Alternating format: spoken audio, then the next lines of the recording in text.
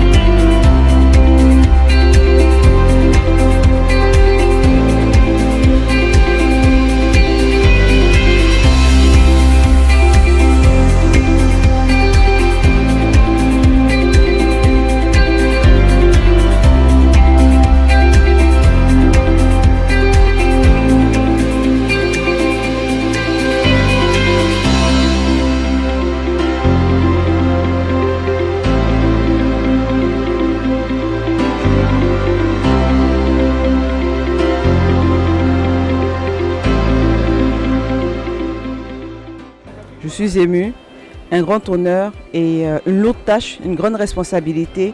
Choisir qui mérite d'être distingué, ce n'est pas facile car tous le méritent.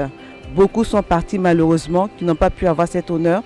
Ne les oublions pas, c'est très important. Et j'ai une pensée particulière pour eux, comme Madame la Grande Chancelière l'a dit.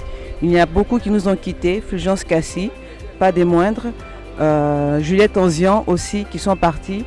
Et pour tout cela, nous allons nous battre pour faire de manière équitable, juste la lourde tâche à laquelle nous sommes conviés et pour laquelle nous avons été investis ce matin. Comme on l'a si bien dit lors de la cérémonie, c'est un conseil qui a été institué aujourd'hui et qui comprend 12 membres.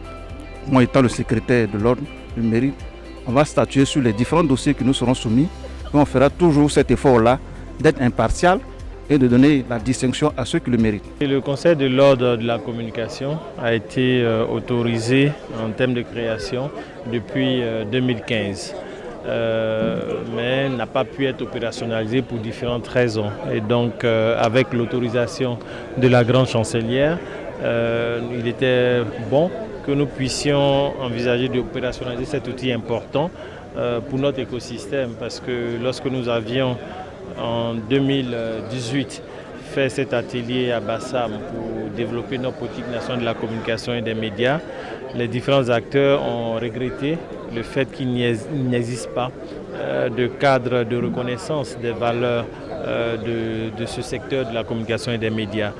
De grands noms n'ont pas été récompensés, n'ont pas été reconnus dans l'exercice de leur talent. Que ce soit dans le secteur privé, que ce soit dans le secteur public. Et donc il était bon pour nous de rééditer, de remettre au goût du jour cette reconnaissance de la nation. Et grâce à l'autorisation accordée par la Grande Chancelière, nous sommes maintenant en action et nous envisageons d'ici le mois de novembre faire un travail de fond qui permettra d'identifier ceux des nôtres du secteur de la communication et des médias qui se seront distingués au mieux pour qu'ils soient des témoins, mais surtout qu'ils soient des modèles pour la nouvelle génération, des modèles de droiture, des modèles d'excellence. Donc c'est un peu l'idée et la motivation de la mise en place de l'ordre du mérite de la communication.